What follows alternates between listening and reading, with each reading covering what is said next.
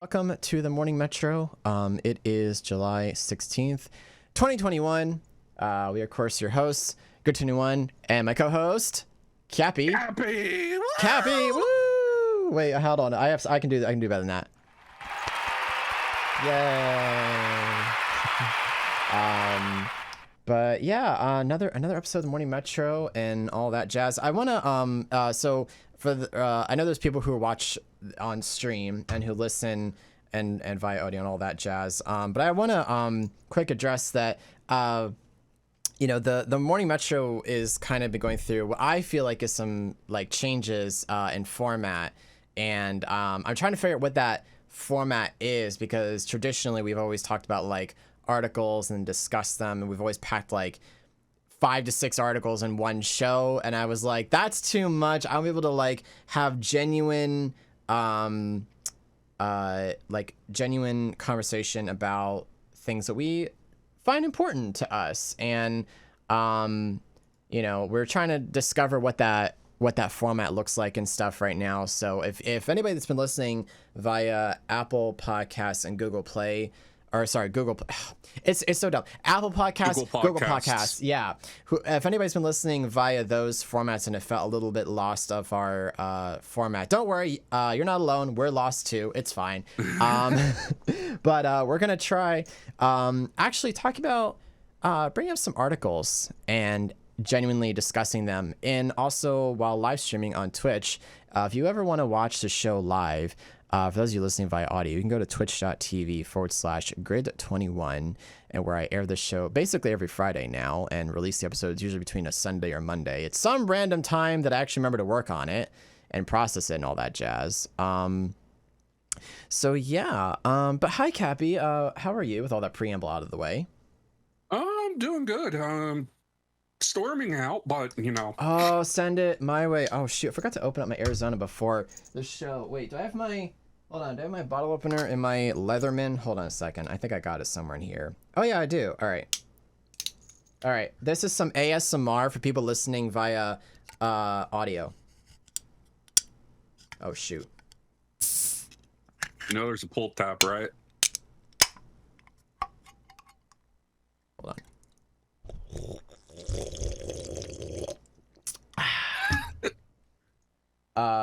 Yeah, no, I know there's a pull tab, but the problem is that the pull tab, my nail couldn't grab it, and I didn't want to bend my nail back and rip like that, because that would actually hurt. And I have enough quick code 911. Wow. Oh gosh. Hi Leo, welcome to the show, and all that great has become an ASMR streamer. I would never become an ASMR streamer. That's just really bizarre and very uncomfortable for me. So don't worry about it. That was just for static, or not static. That was for comedic relief. But yeah, no, send the rain my way. It is just far too hot, and stuff. And also, sorry, more preamble. I just remembered this. I'm so sorry. For anybody that's in our Discord, that listens to the show in audio format or even live, there is a new channel, and I post an announcement in the community news section of the Discord, which you guys should go check out. There is a channel called the Morning Metro Article Submission, and basically what I would like the community to do is help build and contribute to the Morning Metro together, and kind of help, submit some articles and things that for Cappy and I to consider and discuss. Of course, rules would be that make sure that it's family friendly and DMCA free or whatever. Cappy and I will figure out how to present the articles in a way that is informative and fun, but doesn't get us into trouble in any way, shape, or form, because I don't know what's considered okay or not, Actually, how we're doing it is actually perfectly legal. Pretty much we're using it as like a source. So, oh, okay. Well, if there's like videos or music in the thing, though, like, I don't know how videos or music in videos for... Again, fair use clause. So I'd have to. We hardly ever do videos anyway. So. No, yeah, we don't really do videos because we are the video, and there's enough of my lovely face and Cappy's face being taking up the space here. So yeah, obviously. but to finally get into, so yeah, if you want to contribute to the show, go check out please help contribute to the show by going to the Morning Metro article submission channel and put some stuff in there that you want to help us talk about and build a show around, and then we get to stream it and record it and upload it to audio later. So yeah, today's series of like articles and topics are actually talking about security. And security is, as you guys may have, obviously know, security is very important, obviously. But there's been a series of like ransomware attacks and critical patches that even like Microsoft has had to push out. One of them being called the print nightmare bug. And there was also a ransomware attack on Kiazia, a software firm. And so each of these articles, one comes from Wired and one comes from CNET.com and stuff. But I kind of wanted to like talk about, how secure is security, because I feel like security is actually getting worse, not better. And it's been a growing issue within the last couple of years, I think more recently. And I feel like that, it's you can lock down as many things as you want with, 2FA and stuff, but somehow ultimately stuff ends up getting hacked and stuff. And Cappy, who does IT, I'm sure would have a great perspective of this particular situation, I'm sure. And actually, maybe I'll go ahead and just hand the floor to you and let you go ahead and kind of start this off a little bit. I know you had some articles too, and so did I. We might have some of the similar articles a bit. But go ahead and just kind of set it up, paint us a picture here of what you got, and then we'll just kind of go from there on that. So from what I have been seeing with all these cybersecurity issues, ransomware attacks, so on and so forth, is actually because of legacy products being still used, like Windows XP, Windows Vista, Windows 7, so on and so forth. The only real way to combat like ransomware attacks and stuff like that is to like do emergency patches and not take a proactive approach. Usually when you're working in IT dealing with sensitive nature is that you want to take a proactive approach rather than reaction. Right. So what I mean by proactive approach is like, show your infrastructure personnel or like your internal personnel on basic security processes, so on and so forth, like what pages to go to, sign an authorized user policy, or AUP for short, and making sure that anyone who is allowed to be on the network has those rights, whereas people off the network or don't have that contract, so to speak, stays off the network. Yeah. Well, now the problem with that is that you sometimes have users who are not so understanding of what they're doing, could like policies affect the and stuff, and like code of conduct type stuff, basically. Yeah, exactly. Yeah. So let's say, for example, I'm a user who, obviously this is just like a use case. I'm a user who finds a random thumb drive. I don't know what's on that thumb drive, so I'm going to plug it into my work computer. Now there's a virus on the network that could shut down the whole entire network. Right. But in this case, ransomware attacks are usually done through exploits, like the print nightmare vulnerability that was just recently discovered, and WannaCry from several years ago. Oh man, I almost forgot about that one. Now, in this case, with the exploits that are being attacked, is actually the SolarWinds exploit, that's still out in the open.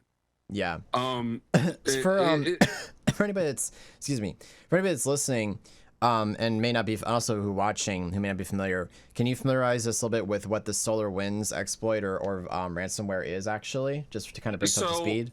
So pretty much just to break it down in layman's terms, and I haven't really had a chance to research on this because usually I do. That's fine. When a ransomware attack, when a ransomware happens, it usually goes. Your computer is usually wiped off with all your sensitive information, and then is just wormed out. Okay. Worming is basically where it copies itself onto other computers on the network. So let's say, for example, my computer and your computer are on the same network. My computer gets hit with the WannaCry virus or WannaCry ransomware. Then it worms to your computer or copies itself to your computer. Okay. That's pretty much the layman's terms of it. I'm not sure exactly what the SolarWinds exploit really focused on. I'll have to take a look into that and do an update on that next time we get together. Yeah, for sure. But as for this Print Nightmare vulnerability, from what I've been reading, is that it uses the Windows spooler service. Right. Yeah. And that's in every version of Windows. It basically allows like Windows to print to a local printer, whether via network or USB functionality, correct? Correct. All right, cool. The spooler basically means, okay, I'm going to spool up the printer and, you know, send the information over and print out the okay. Now this execution actually, I have an article up here. From Ars Technica. Quote, attackers can exploit it remotely when print capabilities are exposed to the internet. So what that means is that some printers actually can connect to the internet, and you can actually on your phone sometimes send your information off to that printer, and then it gets intercepted by an illicit actor. Then that illicit actor basically sends back to your personal computer attacks, and that's what's going on right now. Now, Windows did publish an out-of-band fix for legacy products like older versions of Windows 10, Windows 7, and Windows XP and Vista, I believe. However, pretty much on Wednesday, which this article was posted I actually did get that print or that patch this week from Microsoft to help patch that issue. And actually cool little note here in chat from Leo. He says Windows backwards compatibility is pretty much its own downfall in a lot of ways. Yes and no. So let me finish up on Print Nightmare issue. And we'll touch on that in a little bit. Yeah, go ahead. So unfortunately, with that patch, a little more than 12 hours after the release, according to Ars Technica, a researcher showed how exploits could bypass the patch. So the issue is that even though you can patch it, doesn't mean that it's fully fixed or anything like that. So the vulnerability would probably be because, like, for example, like I know we have a printer that supports I believe it's Google Cloud Print, where I guess we could like hook up the printer, I guess, to a Google account, and I suppose, you know, as you say, send a print back to my home and everything, which I would never do, like remote printing anyway. I don't see that being practical or necessary, really. I would rather just print my own network and everything. But is it stuff like that where it's like Google Cloud Print type services where you can like sync up your that kind of stuff? Yeah. That's something that we've never. In fact, I think it's actually switched off on the printer. I should probably go check it just to be sure. But it's so you would only be really exposed to this particular vulnerability if you did remote printing. But otherwise, if you didn't, are you still like safe from this vulnerability, or are you still just as vulnerable if you didn't use that particular service, if you understand what I mean here a little bit? So unfortunately, people are still vulnerable to this attack because of the spooler. Okay. But other than that, if you don't send like directly to the cloud and stuff like that, and then back to your printer, you should be fine according to what I've seen. I could be wrong though. If I Mm-hmm. am wrong, let me know, and Yes. I will address the issues and stuff like that. Yeah. Um, Um, yeah, so go on. but I I feel that with Windows backwards compatibility is necessary at this point, because you have like our electrical structures or Mm-hmm. our electrical infrastructure running on Windows XP still. And the Wow. problem is that it would be such a tremendous undertaking to update all those systems to Mm-hmm. Windows 10, and making sure that all the software for running the electrical systems, so on Yes. and so forth, would be so expensive to companies and to the general public in the United States. Um, I actually, this brings up a really good discussion here, or a continuing discussion here, because a couple years ago, when my dad had some medical situations to deal with, we were in one of the particular hospitals in my area, and I believe that I caught a glimpse of one of the hospital screens, and I think from my guessing of the UI structure, it was Windows 95. More than And likely. and the thing is that there was a report that came out a couple years ago that said parts of our government are still using floppy drives, if you can Yeah. believe that. And you know, I think about the fact that like people are concerned about their privacy and their security, and they're like, you know, enable 2FA and change your password and use LastPass and all this other stuff. And it's like, you know, I sit there and I kind of have to laugh a little bit at it, because they're asking us to do all these things, but our data is still getting mined and hacked and everything else. So it's like, what's the point? Like, is security, yes or no, is security actually security, or is it just a mindset? So, two-factor authentication is the best way to do security, because with two-factor authentication, you need two sources to identify yourself, like a YubiKey, physical media, like a regular USB drive that you can program with YubiKey software, or even facial recognition as well. Or your smartphone even. Yeah.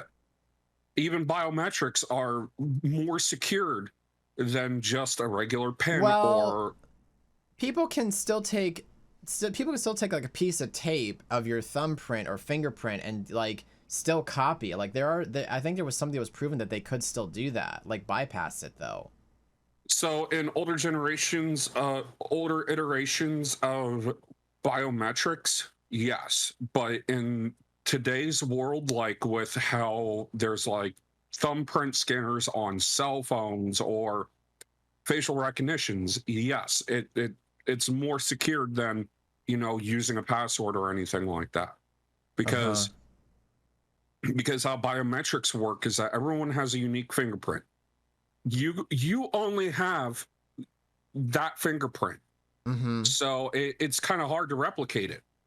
Yeah. But there are ways to the point where it would be more costly than worth to an average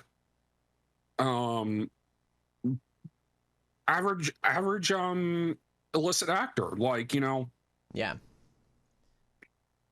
But yeah, you can still bypass it and stuff like that. But what if you're willing to go to that extent? You might as well just find a different person to attack. Like, and the major problems that we have with security is actually our older generation, who didn't grow up with like computers and so on and so forth. That makes I'm not blaming sense. them.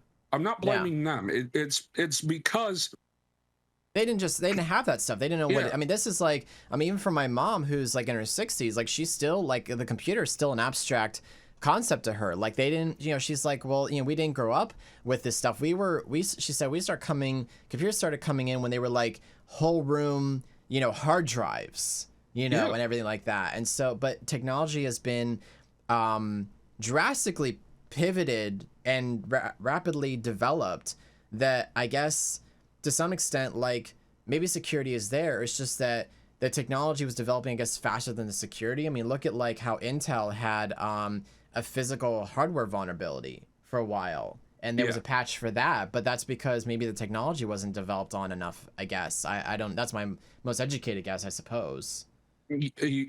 Yes and no. So the vulnerability wasn't discovered because nobody thought of looking there, like, and stuff like that. Like most companies actually, this is a little side subject. Okay. Most companies actually don't invest a lot in cybersecurity because not many people think like, oh, there's going to be an illicit hacker that's going to, you know, deal with this. Which is why you see a lot of people with like the government. The reason why they do like diversity hires isn't because of like they want to. Most of the diversity hires that the government does for cybersecurity or information technology are actually people with disabilities. And the reason why is like a person with me with autism and stuff like that.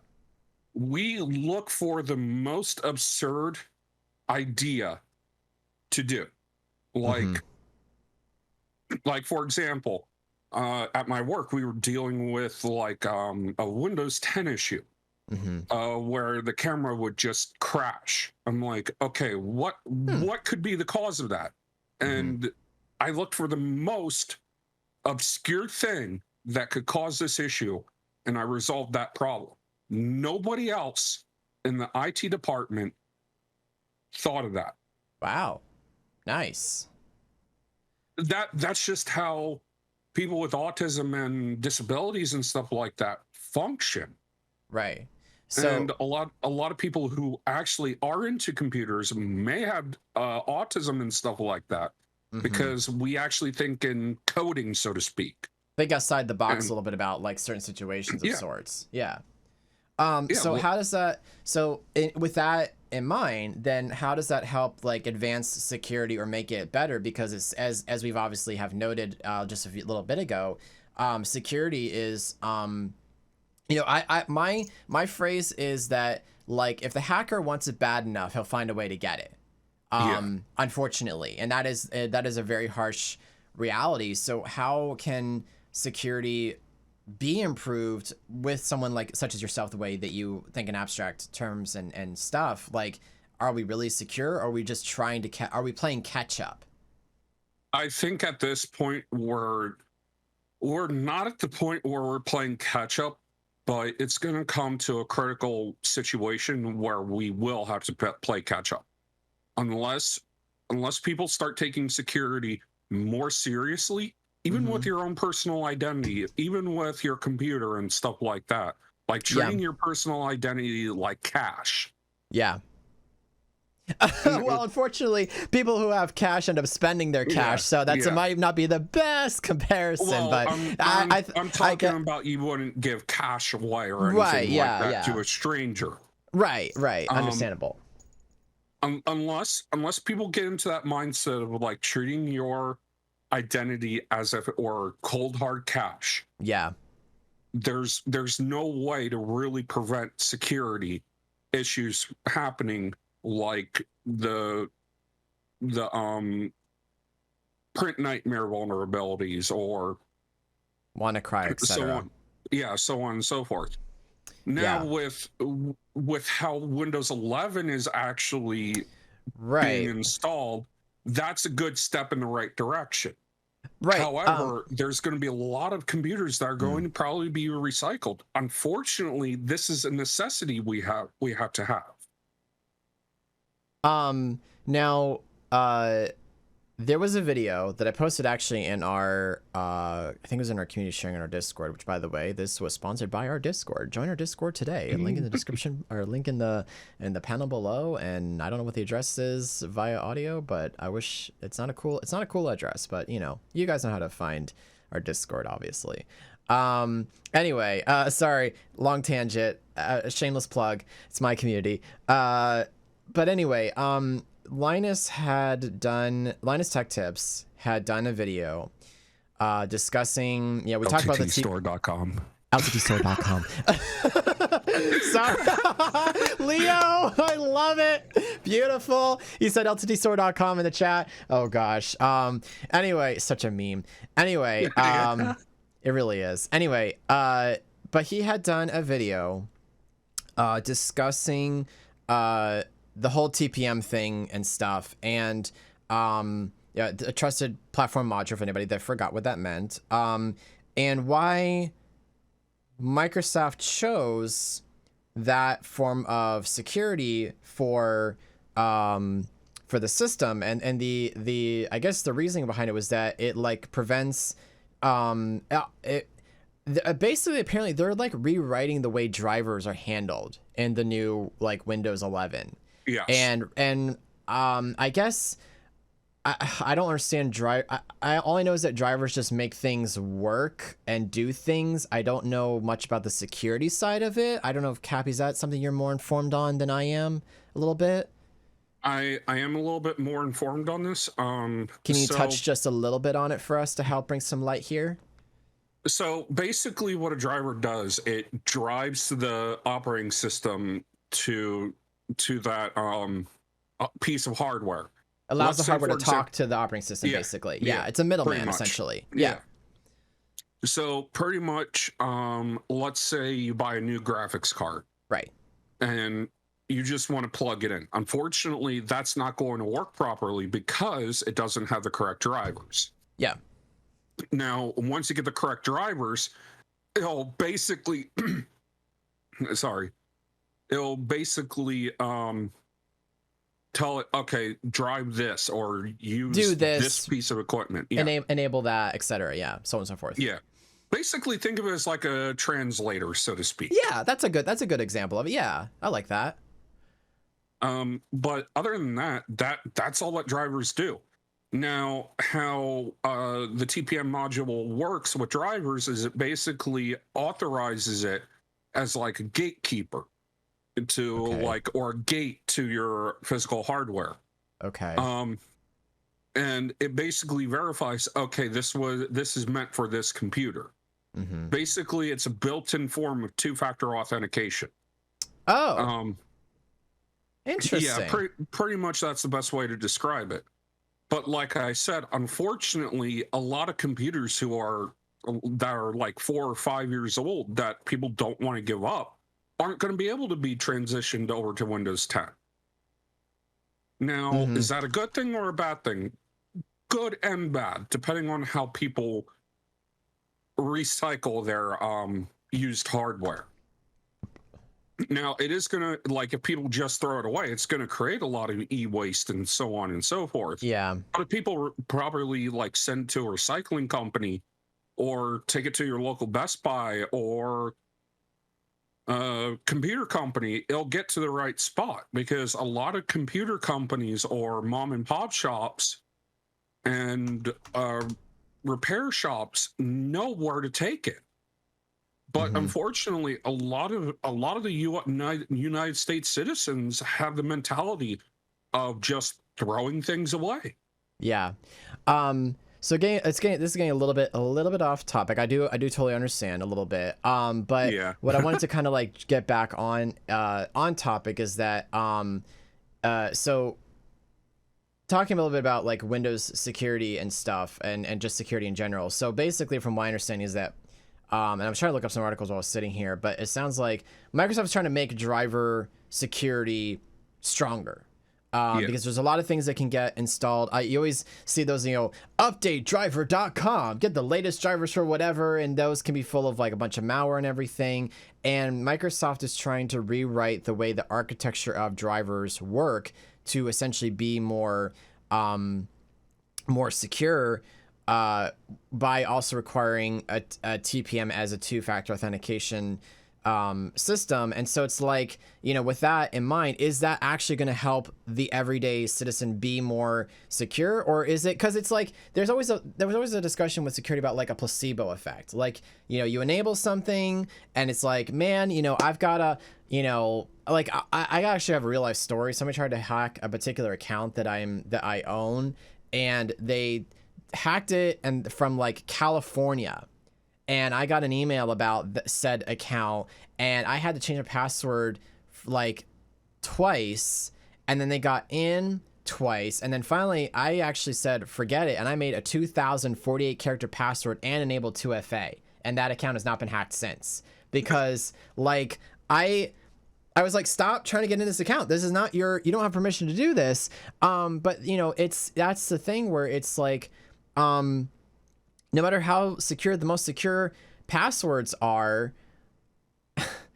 you know, is security really a thing? Like, what are we playing with? What is true security? That's kind of a loaded question. Yeah. Sorry, I had to ask. You know. No. What but it's a good question though. Like, what is security? Like, I would almost say it's kind of what you define as a security. Yeah, I guess so. Yeah. Like honestly, I think that's the best answer. Is, you know, what practices do you do to secure your stuff? Yeah. Leo, oh, sorry, go ahead. I'll go ahead and say that, and I'll read the chat. Sorry, go ahead. I mean, yeah, you can have like LastPass, or even use like Edge Chromium's recommended password for me and stuff like that. Like, I like that feature. I use that feature a lot. But you know, it's kind of a double-edged sword, really. It is. And the thing is that, and Leo does bring up a really good point about it. The problem is that I have with passwords is that there are certain accounts that I consider mission critical that I need to be able to get into. And you know, it's always a phrase of don't use the same password, blah, blah, blah. And unfortunately, the common American does use a lot of the same password. And also the problem is that too, you also have a part of addressing the older generation. You have a part of the generation that doesn't use cell phones. You know, there's a great majority of older people, like such as my mom, for example, doesn't have a cell phone. They can't really 2FA except through their email. But if their email gets hacked, that 2FA is basically gone.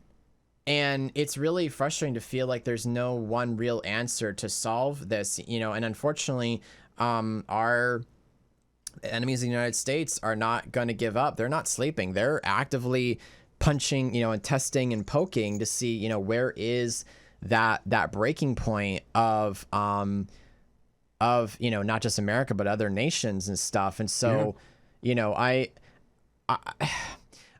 to the point where it's like, and I don't mean to sound like I don't care. People always talk about, you know, along with security always comes the question of privacy.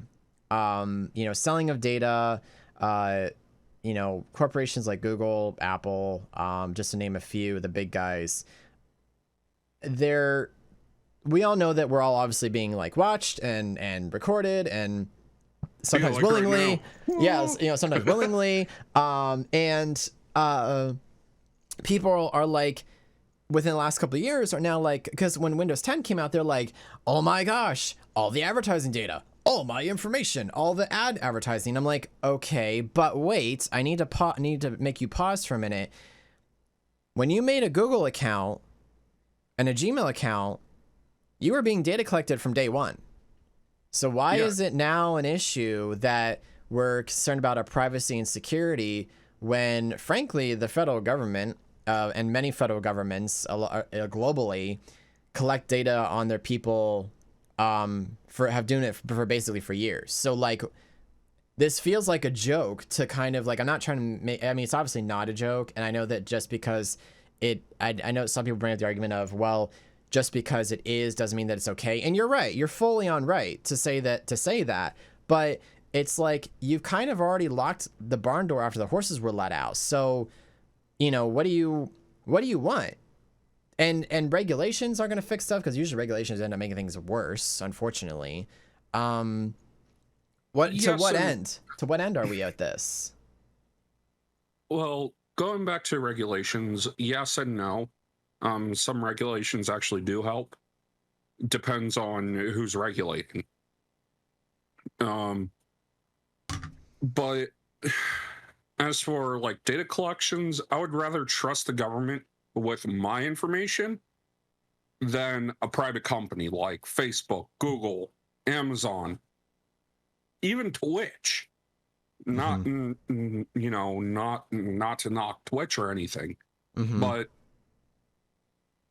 the problem, I think the problem is that there's not enough check and balances for companies that yeah, Twitch is Amazon though. Okay. Yeah, you're right. Okay. I forgot about that. Sake of argument. Moving on. Yeah. The problem is that there's no check and balances to like what data is being sold and stuff like that. That's fair. And who is it being sold to? Yeah. Like, you know, I don't care if like my browsing history is wide open to marketers. Like, you know, if it gets me to like an interesting product that I would want to buy, I'm perfectly fine with that. Because that's what marketing is about, is like getting product to the correct customer. And while my data is being sold, I would like to know who is buying that data and so on and so why. forth. Yeah. And why as well. Like, you know,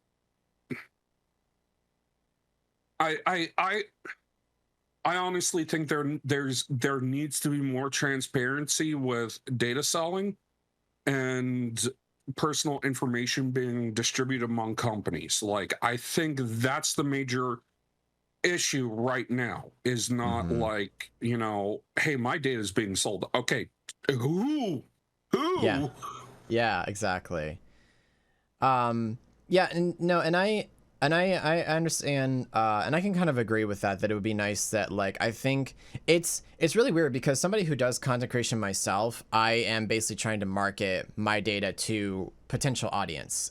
So I'm on the double-edged part too, where it's like, you know, I don't necessarily want my data sold to a third party, but at the same time, I also capitalize on that, because let's say, for example, if you're using like a social media site, for example, say such as TikTok, which is also Chinese owned, so that makes it more of an interesting system here, is that, you know, TikTok has their algorithms, and that algorithm is based on some sort of metric data that's based off of people's likes, interactions, hashtags, and that's a form of like privacy that they're, you know, kind of collecting a little bit to show you more content that's relevant.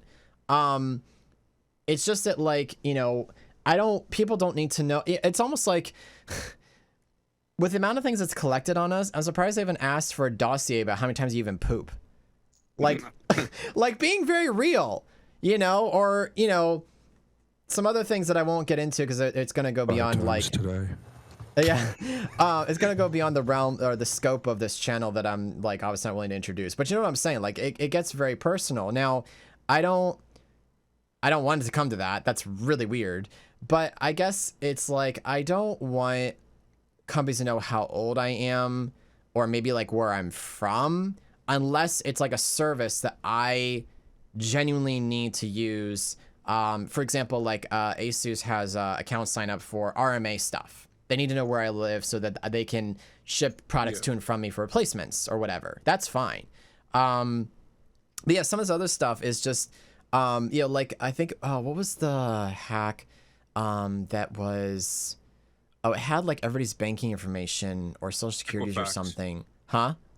The Equifax. That's it. Yeah, the Equifax. You know, there's there's situations like that where it's like they had all kinds of stuff and they just went poof, you know, and gone. And so, you know, that's where like that's too much information about people. Well, that with the Equifax data breach, the government actually stepped in on that because that was a federal FTC issue, not like not like a company or something, not like the FCC issue or anything like that. But it's kind of hard to say, like, okay, like we want like our data to be kept private. Okay, who's gonna monitor that? The FCC or the FTC? Or is it gonna be a brand new branch of the government? Like, you know, yeah. The problem is that I don't think it's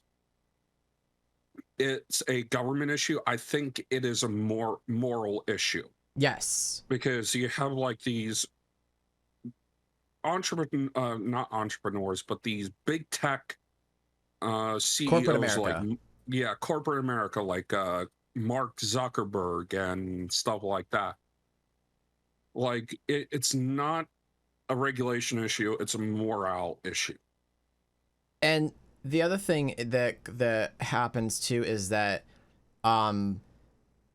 if a company, from what I understand, if they're privately held, apparently, like to some degree, there can't be government involvement because they're privately held, because it's like, you know, I guess affecting public business or some such nonsense. But I also feel like to some degree that publicly, just because you're privately held, does not give you license to do whatever, excuse me for saying, whatever the hell you want with somebody's like data. Like, I don't think that that's really okay, obviously. And I think there should be some kind of like red flag intervention or regulation or something. But if you're going to regulate it, for pity's sake, please make sure that that is actually effective and it's really doing something, because we throw regulation, you know, all these buzzwords, transparency, all this stuff gets thrown around so much. And this goes back to my original discussion a little bit, and core of this conversation is that we throw these terms around, and yet how much of it is really secure and really going to work, because we've talked about regulation, we've talked about transparency, a bunch of lawsuits have been flying. In fact, actually, I think Google got ridiculed for something in another country for some sort of data or something they were collecting recently. Yeah, I forget what it was. Yeah, you know what I'm talking about. Yeah, but I know what you're talking about, but I forget exactly what that lawsuit was about. Yeah, so I don't know. I want the more. I'm trying to figure out, like, how do you? I guess a way to solve this or whatever is just, I would just like to. I would like. Well, first and foremost, I really would love for people's moral basis to change, but unfortunately, that's not how this world works at the present time. Yeah. But it would be nice to have some sort of truly enforced system that even if the company is privately held, they're like, no, you can't do this. I know Mark Zuckerberg's been pulled into Congress like multiple times for on multiple accounts of data mining and usage and stuff, but yet they still live on. But yeah, so I guess what, just be careful what you submit online and how you hold on to your data. I guess you are your own security firm, I suppose, at this point is how this comes down to. Yeah, pretty much. Just knowing like good practices with like security and stuff like that, like passwords versus pins, so on and so forth. Just understanding like what works best for the user. Like if you're technically adept, use that to your best advantage. Whereas if you're not so good with computers, figure out what's best for you, or consult somebody who is really good with computers to help you, find a good route and practice. It's stupid. I really hate depending on my phone. I guess to kind of suggest some things, my thing is I use two-factor authentication through like the Google Authenticator. Actually, by the way, authenticator apps are a mess because on my phone, I have a series. I have like 3 different authenticator apps because not every website service actually uses Google Authenticator. So I have to, and that's a whole other discussion. But I guess I get to just briefly insert it. Authentication apps are indeed a mess. You have Microsoft, you have Blizzard, Google, etc. That's my form of security, and I guess what I would sort of suggest. Just make sure that your phone doesn't die on you, and you keep the battery, charged, obviously. But the only other downside to two-factor authentication is that if you lose your phone, well, you're locked out.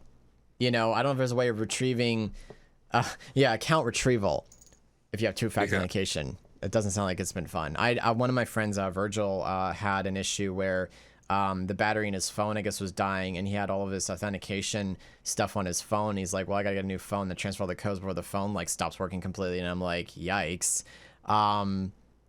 But I guess, that's my suggestion, I guess, to try to have good security. Cappy, I don't know, what would you suggest for someone for good security, or where they could get started, maybe?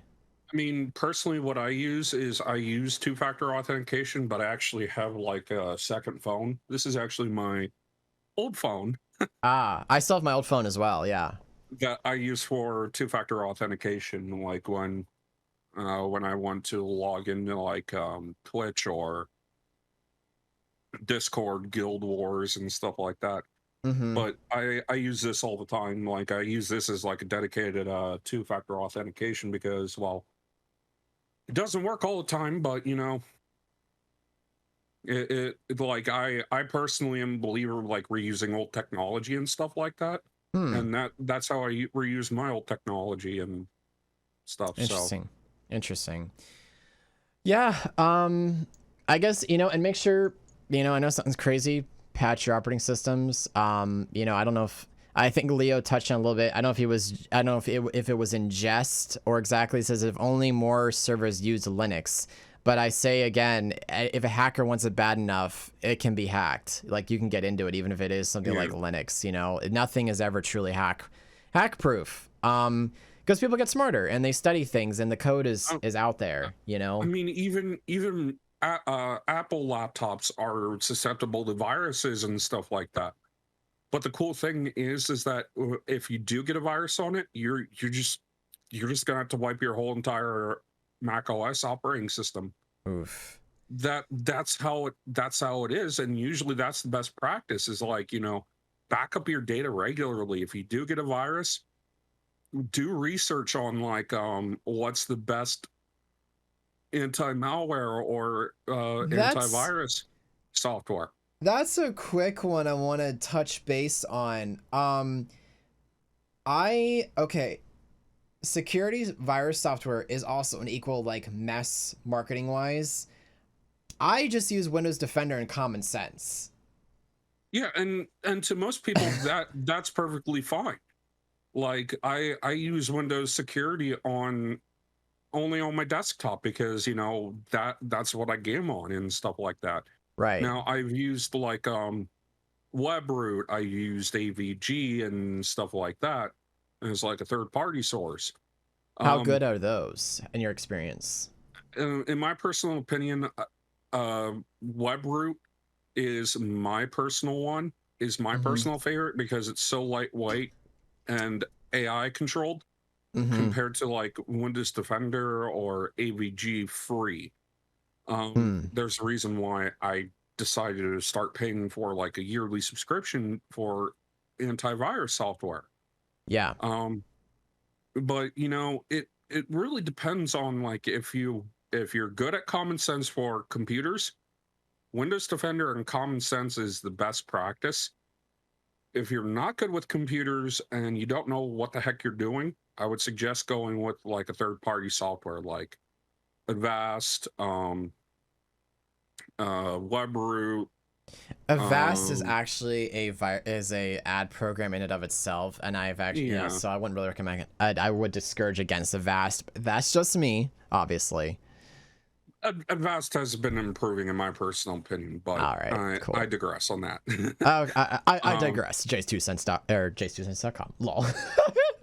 Sorry, um, I love what respect to Jane. what's Linus. what's Yeah. another virus software? I forget. Well, you wouldn't There's use McAfee, obviously, yeah, McAfee and you just wouldn't use avoid that. Norton, obviously. Norton's been improving too. Like with their What? yeah. Really? Ever since the last CEO stepped down, they've been pushing hard, like to get Interesting. their name back up there with like Webroot and Sematics and so on and so Oh, forth. But interesting. I mean, they just made a multi-billion-dollar deal like a few years ago with LifeLock. I did see. I Um, have seen ads for that. Yeah. yeah, and I think they're starting to climb up there with like financial security, personal information security, so on and so forth. Like if you're looking for a really good deal with everything bundled in, LifeLock like Norton with LifeLock is a really good deal. Hashtag not Um, sponsored. yeah, this is coming from like a personal opinion and stuff like that. Okay, of We're course. nowhere near sponsored with that, but hey, All personal opinion. hit us Disclaimer: up. all opinions are our own, and all that other jazz. So yes, we're not influenced by But anybody. honestly, it just really depends on what your use needs are. Like Yeah. What your scenario like is. yeah, like if you're a gamer but you're not exactly good at common sense, Webroot is amazing. It is so lightweight. Huh. Like that's one of the reasons why I personally love Webroot.